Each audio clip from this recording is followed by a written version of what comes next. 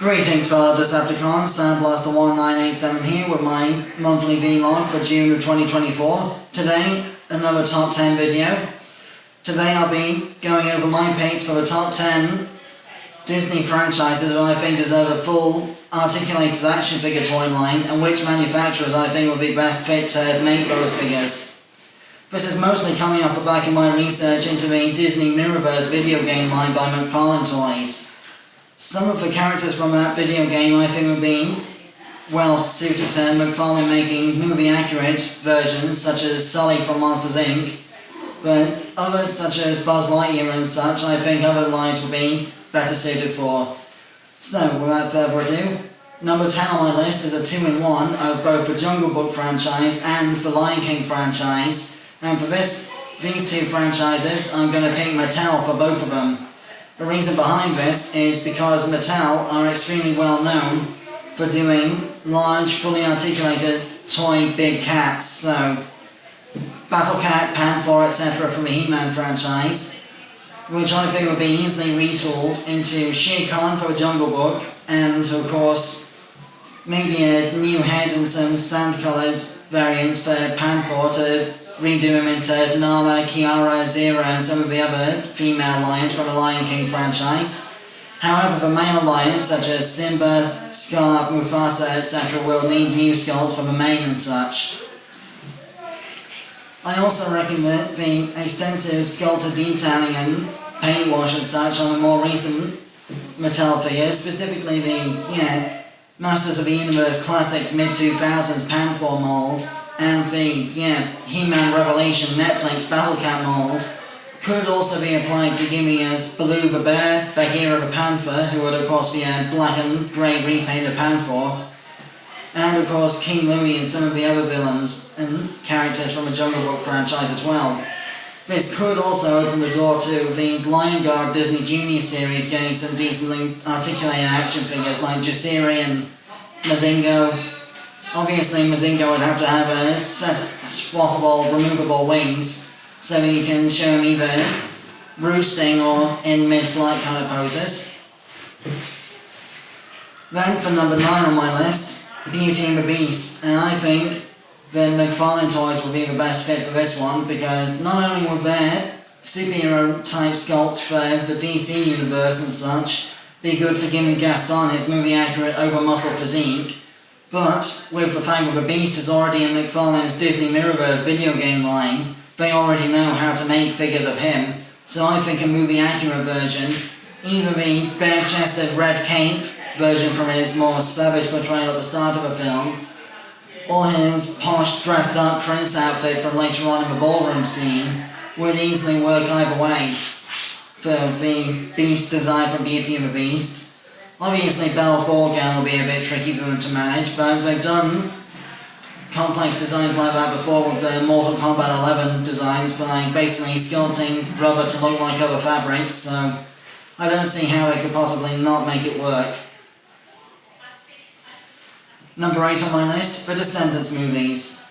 At the time of recording this video, Descendants 4 The Rise of Red is soon to come out. Not yet released, but it is on the way.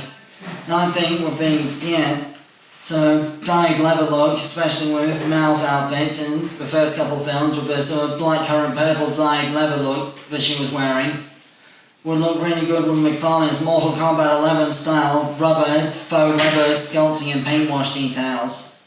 I mean, just look at the way they handled the Mortal Kombat 11 version of Spawn, Cabal and especially the recent remake of Baraka. That's the kind of sculpting I'm talking about from the McFarlane Toys kind of level of detail for these figures. Plus also obviously they'd be able to get a sort of paint wash going that the dyed leather colours would require for the villain kids and the Auradon prep characters, especially with the leather armour of Uma's pirate crew from the second and third films.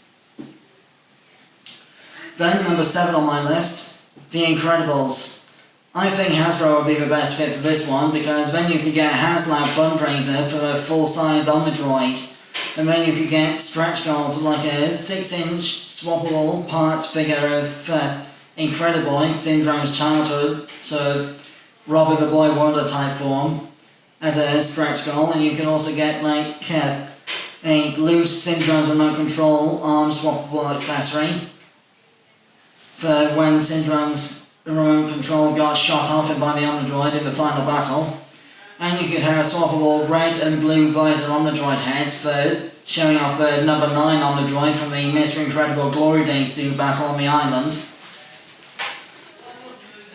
Although of course the best fit for a Mr. Incredible action figure would be a retool of McFarlane's DC animated Superman mould, I still think Hasbro's Build-A-Figure design could work here, especially with the way that the LEGO Incredibles game gave us so many unique, brand new villains and henchmen and such like, and obviously better looks at the costumes of some of the heroes that got killed by the Omnidroid prototypes over the years in Operation Kronos from Syndrome's evil plans. Then, number 6 on my list, another McFarlane pick this time. I am going to go with the Disney villains. I think Ursula's tentacles, the flowing robes on Hades and Jafar, the mane on Scar, although of course Scar would be another Mattel pick obviously, but all of that kind of detail, although not as movie accurate as being smooth sort of cartoon designs that Mattel, Hasbro and possibly Bandai could come up with, I think the extensive detailing and such like would be a good fit, especially for the live action remake version of Ursula and Jafar and such.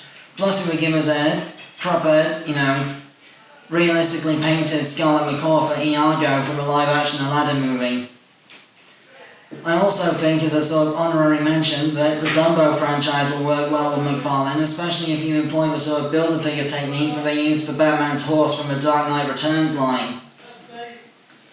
Because the organic sculpting of all the wrinkles and paintwash on an elephant's skin will work really well, especially for the live-action Dumbo variant. Although how you get Timothy the Mouse to scale well with Dumbo while still being fully articulated, it would be a nightmare to work out. Then, number 5 on my list, the Lilo and Stitch franchise. And I think Bandai Japan or Bandai America would be best for this one because, well, just look at the recent advances in articulation their Pokemon figures have had. The most recent figures like Cypher and Charizard and Blastoise and such like have extremely well articulated details and such. And I think a lot of the experiments for Lilo and Stitch would be really well rendered in that style. Although of course with the 2024 live action Lilo and Stitch coming out, I think McFarlane will probably handle the live action designs better, but the original animated ones would definitely be a good job for Bandai in my opinion. Then, number 4 on my list is going to be the Toy Story franchise, which also includes the Lightyear movie and also the Buzz Lightyear A Star Command cartoon. And again, I think Hasbro would be a good pick for this one, because Hasbro are extremely good at repainting and retooling designs that look like new characters. I mean, they made the Ultimate Spider-Man 2000 comics design for Beetle look like Silvermane, didn't they? So, yeah, they're extremely good at that kind of extensive reworking of existing designs. So, I think if they made a Toy Story accurate version of the, Lightyear figures and such like, then they'd be able to repaint them and re-release them in sort of, modern updated articulation versions of the old Toy Story and Beyond special repaints of Buzz Lightyear, like the glow in the dark one, the black and silver one, the blue one with the removable jetpack missile launcher thing, etc. And then of course if they did an animated style mold for the Buzz Lightyear Star Command design, you could create Commander Nebula, Mirror Nova, Warp Dark Matter, etc. And obviously with Booster Munchausen being the biggest character of the main Team Lightyear group, you could have him as the Build-A-Figure. Or alternatively, you can make XR the Build-A-Figure so that he can be taken apart like that scene in the Lightyear Star Command movie where he was blown apart by Agent Z. And you could also add in swappable Warp Dark Matter and Agent Z helmet heads for the evil version of Warp at some point.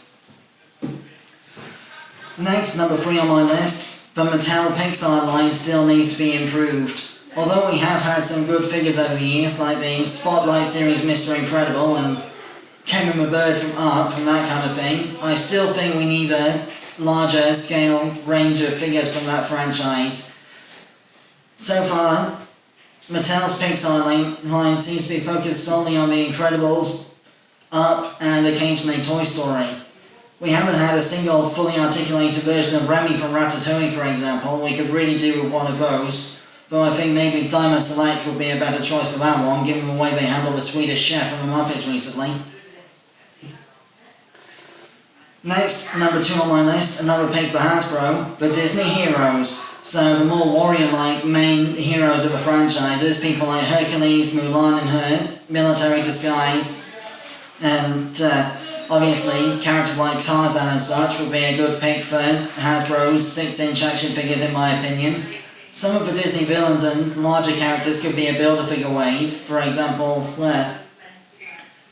if you did a wave of Big Hero 6 characters, which could potentially work under the Marvel Legends line, given that Big Hero 6 started out as a Marvel Comics team, you can make mainline figures of the main characters and then have Baymax's armor be the Build-A-Figure.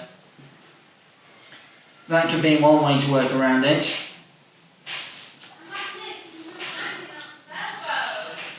And finally, for number 1 on my list, another pick from McFarlane Toys this time, Monsters Inc.